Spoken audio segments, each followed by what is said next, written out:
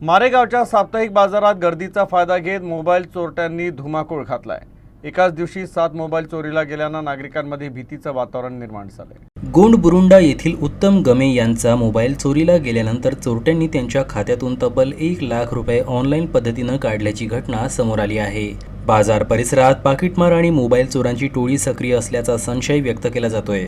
या प्रकारामुळे पोलिसांच्या कार्यक्षमतेवर प्रश्नचिन्ह उपस्थित होत असून बाजाराच्या दिवशी साध्या वेशातील पोलीस तैनात करण्याची मागणी नागरिकांकडून होत आहे।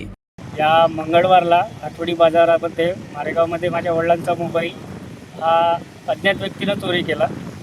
त्यानंतर आम्ही त्याच दिवशी मारेगाव पोलीस स्टेशन इथे मोबाईल हरवल्याची तक्रार दिली आणि त्यानंतर लगेच दुसऱ्या दिवशी बुधवारला आम्ही त्या मोबाईलचा क्रमांक बंद करून नवीन सिम घेतले त्याच नंबरचे आणि दिनांक 22 तारखेला शुक्रवारी रात्री जे आम्ही सिम चालू केल्याच्या नंतर पण आमच्या अकाउंटमधून 1 लाख रुपयाचं डिडक्शन झालं।